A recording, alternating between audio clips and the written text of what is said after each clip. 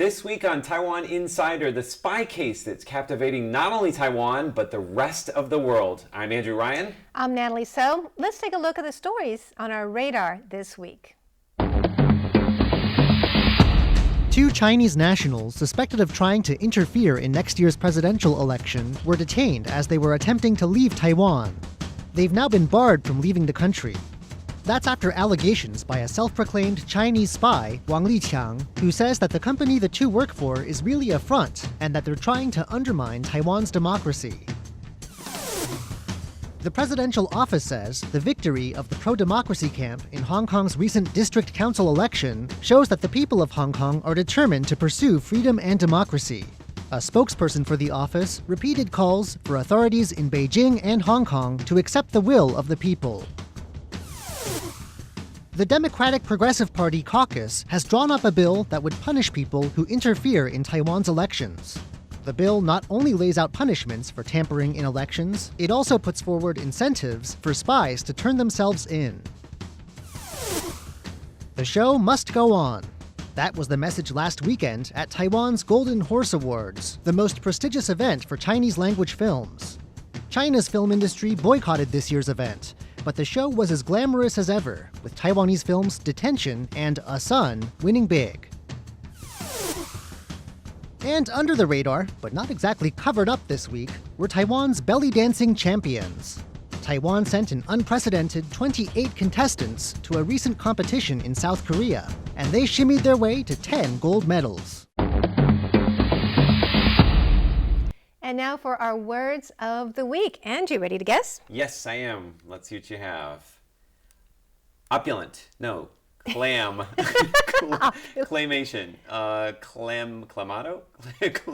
Clandestine. That's right. Okay, so Taiwan has been worried about some clandestine activities possibly influencing its presidential elections. We'll be telling you about a global spy case and Taiwan's reaction to it in today's show. That's a great word. All right. I'm slightly disappointed it wasn't claymation, but we'll opulent. work with it. All right, you ready for my word? All right. All right, let's see what we have here.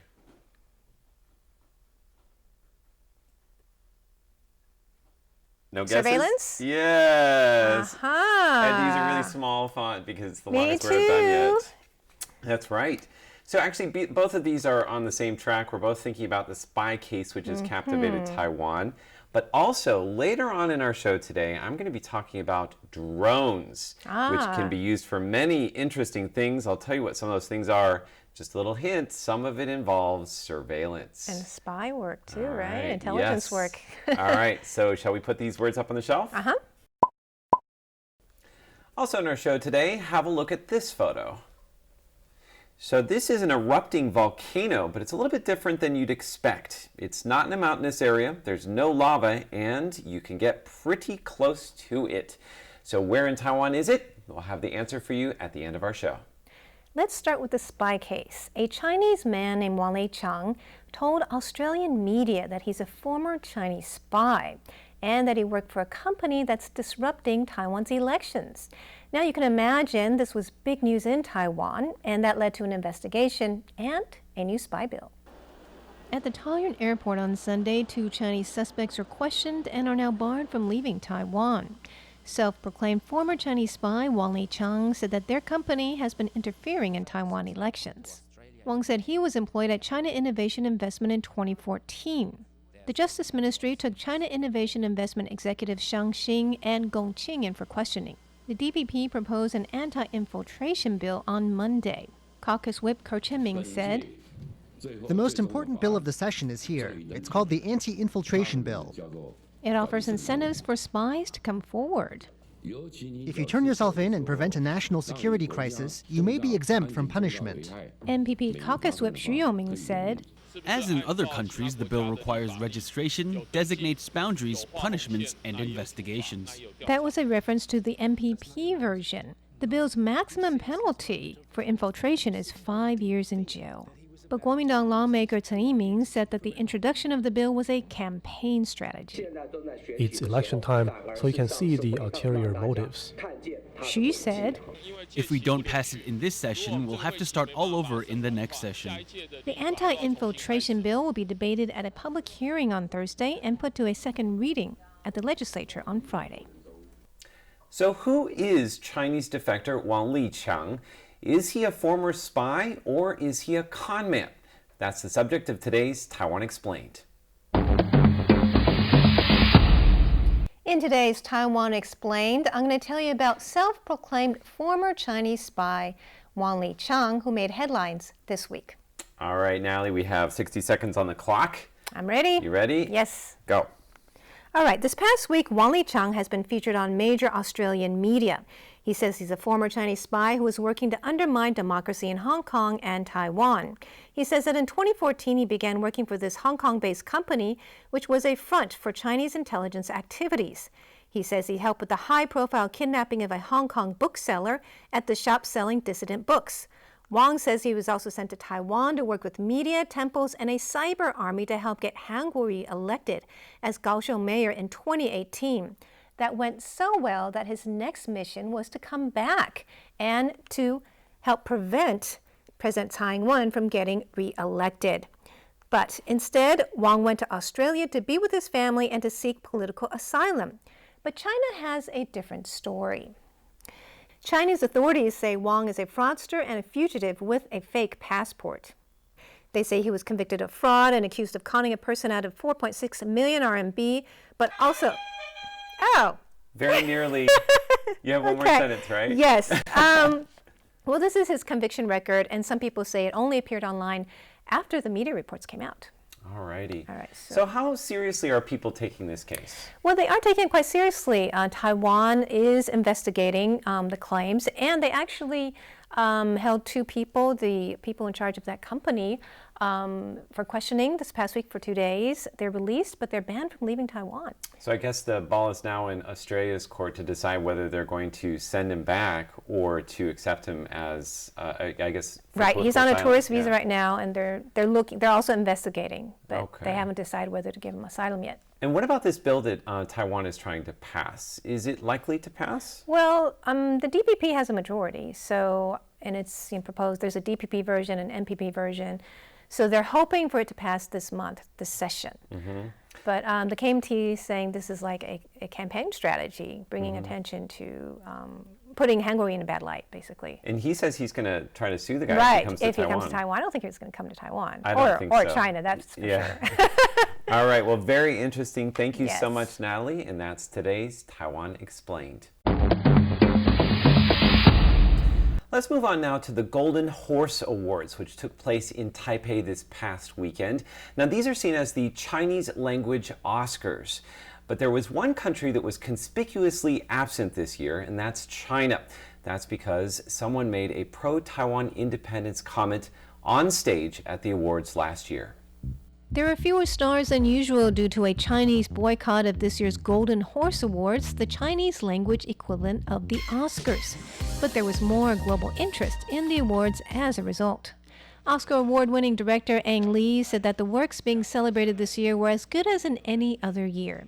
He also extended goodwill to all Chinese filmmakers.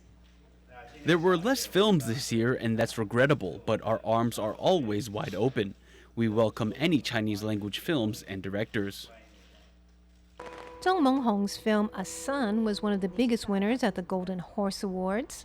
The nearly 3-hour film depicts a family torn by a crime committed by its youngest son. It won Best Feature Film, Best Director, Best Leading Actor, Best Supporting Male Actor, Best Film Editing, as well as the Audience Choice Award.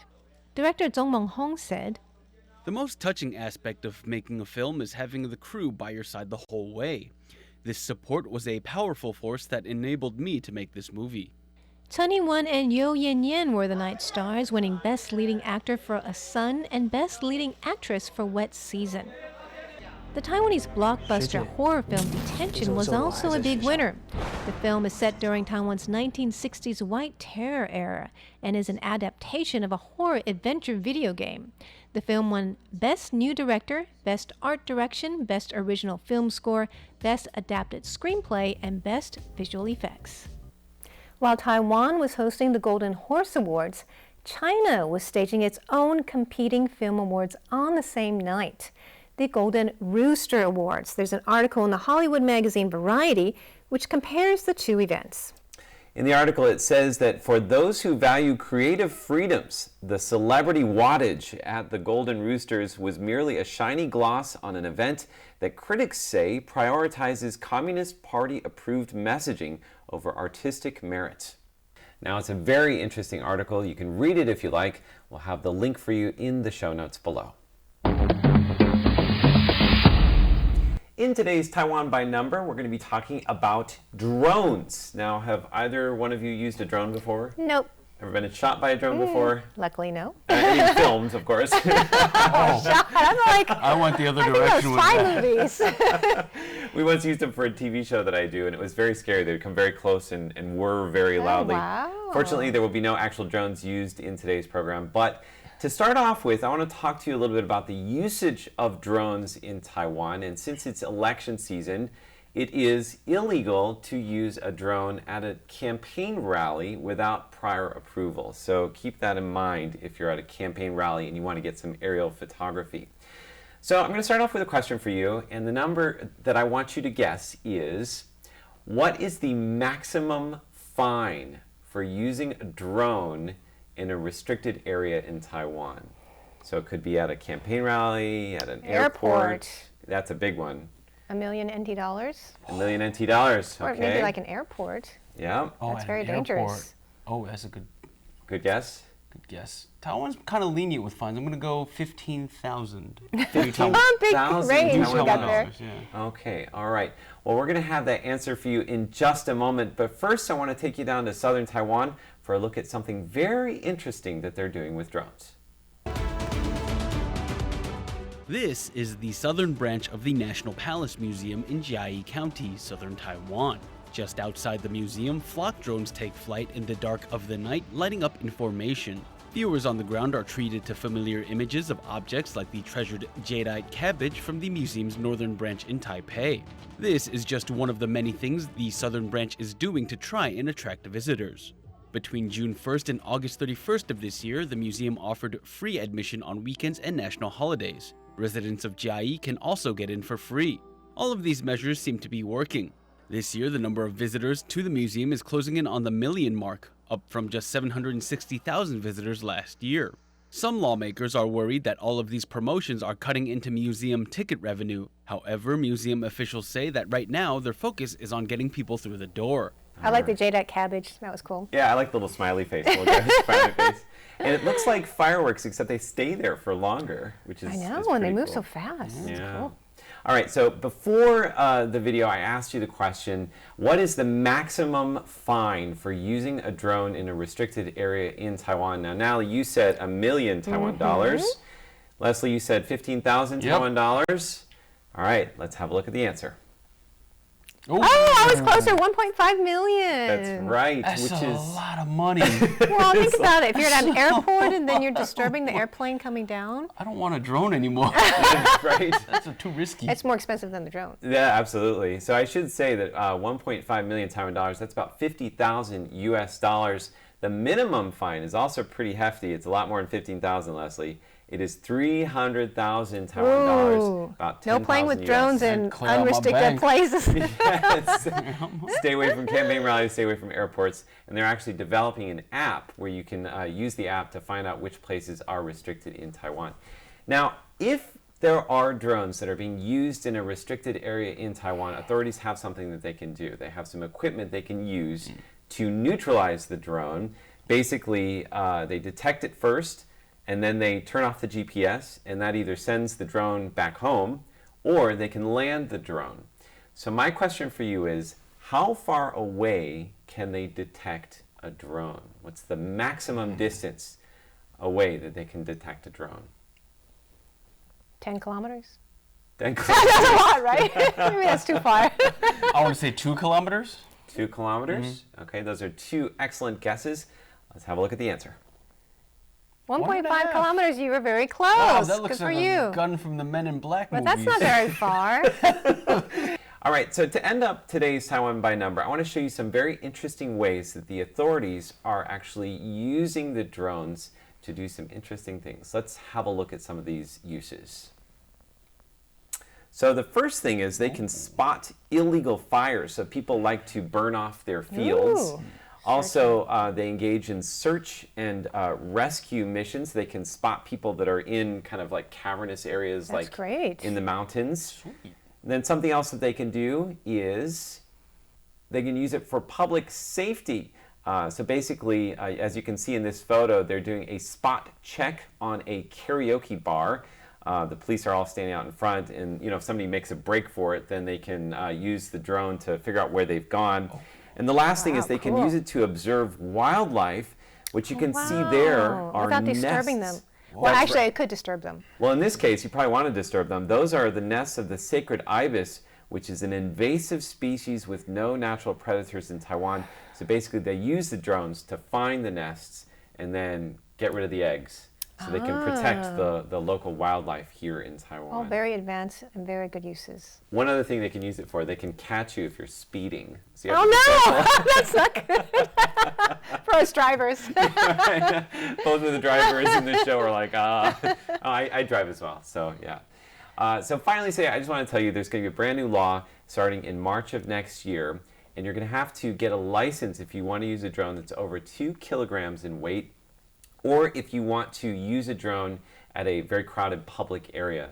So you want to check out all of the different parts of those rules, and we'll have a link for you in the show notes below so you can check that out. All right, well, thanks, Andrew. And that is Taiwan by Number for this week. Up next, Who in Taiwan?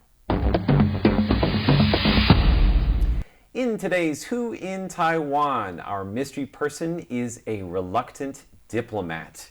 All right, on buzzer number 1, we have Natalie So. Buzzer number 2, we have Leslie Liao. We have 60 seconds on the clock. You guys ready? Yes. All right. Our mystery person was born in a military dependence village in Pingdong County, southern Taiwan. This person failed the college entrance examination twice, but would eventually get a theater degree at the University of Illinois at Champaign-Urbana. Ang Lee. Is it? It is Ang Lee. I know my Ang Lee, so. She's done some extra research on him. All right, so let me give you the rest of the clues for those of you who are playing along at home. So he would eventually get a theater degree from Illinois at the University of Illinois at Champaign-Urbana, but he didn't get his first acting credit until 13 years later. Theater, you want to act, right? You mean he acted first? Well, I forgot no. about that. He didn't. That is a bit of a red herring. Oh, okay, I didn't think he did. He did act. Do you know what first movie that he acted in was? No. He played a cameo in his own film, The Wedding Banquet. When he's already famous? Oh, Yes. no, he's a director then. He was a director. Right. And he played a wedding guest in The Wedding Banquet. Okay. He has been nominated for how many Academy Awards? 3? 5? Oof, 9. Are you serious? Ooh. Oh, I was been thinking director awards. Yes, well, Director Awards, he hasn't 3, been nominated right. for that many. So how many do you think he's won? 2, right? He's won 3 awards total if you count the movie. He won Best Foreign Language Film for Crouching Tiger, Hidden Dragon. And he won Best Director. In fact, he was the first non-white person to win Best Director. He won it twice. Once for Brokeback Mountain and once for Life of Pi. Oh, wow. And the reason why I called him a reluctant diplomat, did that throw you guys off? Big time. Of course.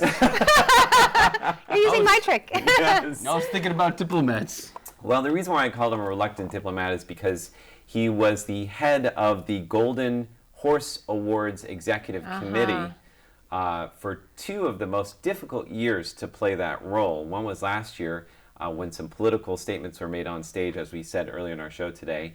And then again this year, because it's a 2-year posting. So he's had to be the kind of forward-facing face of the awards and kind of answer questions from the media.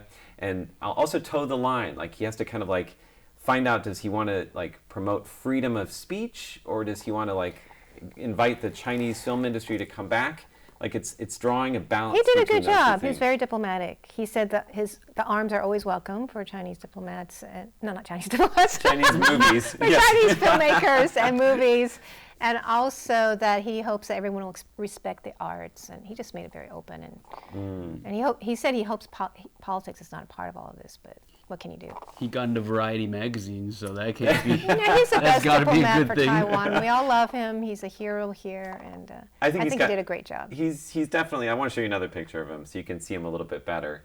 I used a tricky one for the first one, so it's Can hard hardly to tell. tell who it is. There were like 7 faces in the crowd. Come on, man. Have to have some tricks when it's somebody as easy to guess as Ang Li. So there you go. That is this week's Who in Taiwan. This week on #Taiwan, Audrey Tong. Now you guys have heard of Audrey Tong, right? course. Yes, She's I'm a big brilliant. fan. All right, yeah. So Audrey Tong is one of Taiwan's ministers without portfolio, and she handles a lot of the digital stuff, so we call her our digital minister. That makes her the big kahuna of social media stuff, in my opinion, at least. She has a reported IQ of 180, and by age 19, she was a Silicon Valley entrepreneur. She also went viral this week. Why? Well, take a look for yourself. 5 months now, people in Hong Kong have been protesting for democracy and against what they perceive as a growing influence by the mainland government from China. As an official from Taiwan, an island which Beijing considers a breakaway territory, how do you view these protests? The breakaway was at the Neolithic age, I believe. The Neolithic age, she says. Anyway, that exchange happened when German news outlet DW interviewed Tong. And as you can see, those two are probably thinking about 2 very different breakaways. Now, I never thought I'd have to show a picture of Pangaea, the supercontinent, on #Taiwan, but here we are. Pangaea, when everything was connected to everything else. Now, Tong was probably talking about the physical split between Taiwan and China. Regardless of that, people online have been praising Tong for her deadpan 110% serious response to the reporter's question. People have been gushing about how intelligent she seemed, how quick her reactions were, and they just loved her. She was saying, "You should share your working style with all government servants," says Sheng Yishu from Facebook. Aria Wang says her answers are so quick-witted as her mind. I have so much respect for her. Carrie Lin, too cool. Sean Wong says people like her only come around once a century. And Monica Chung says something quite the statement. She says, if the KMT can find someone as sharp as her, then I'll consider voting for them. But one comment in particular got my attention. Zhang Daxiong said, technically there was no breakaway. Taiwan Island formed due to plate tectonics. Now that got me thinking, I'm going to fact check Audrey Tong.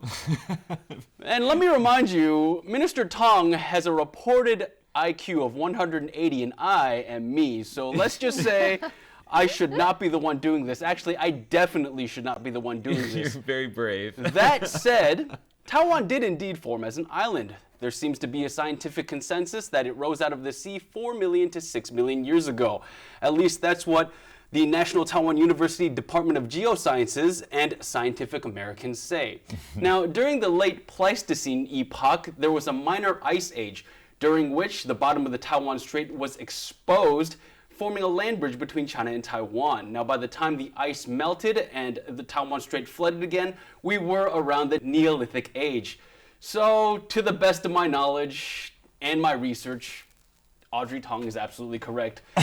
The Neolithic age is when the breakaway did happen. Nice job, Leslie. Very I don't nice. think I could have wrapped my mouth around Neolithic and Pleistocene epoch, and you did it very well. After you research all of this for hours on end, It's fascinating, though. just- It is it happens. interesting. I'm going up against an IQ of 180, guys. Come here, break here. Nicely done. Okay.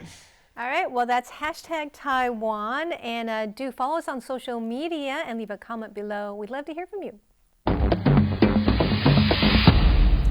And finally today, where in Taiwan? Now, at the top of the show, we showed you a photo and asked if you knew where it was. Let's take one more look at that photo. We told you that this is a volcano, but it might be a little different from what you expect. For one, there's no lava. So what's special about this volcano? And where in Taiwan is it? Let's take a look at this video. This volcano was spotted earlier this month in a field in Wandan Township, Pingdong County in southern Taiwan. It's called a mud volcano because instead of lava, the natural gas explosions spray out large quantities of mud. The mini volcano was the second of its kind to appear in the field this year, and some nearby residents have come to check out the rare phenomenon. But not everyone is thrilled to see the volcano. The morning after the explosion, farmers discovered extensive damage to their crops, and the mud cooled down overnight, becoming hard as rock, making it impossible for the farmers to plant crops in the affected area. Ah, it's amazing, isn't it? That was a really interesting phenomenon. That's I never no saw volcano. That's the biggest hot pot there ever was. Our director told us that the people live near there, they use pipes to bring in the natural gas right into their house so they can cook. Whoa, Pretty free, convenient. right? Free, Pretty good. absolutely. Good use of resources. Well, we hope you enjoyed this edition of Taiwan Insider. Be sure to connect with us on social media. Yes, and leave a comment below. We'd love to hear from you for our Taiwan Insider. I'm Natalie So. I'm Leslie Liao. And I'm Andrew Ryan. See you next week.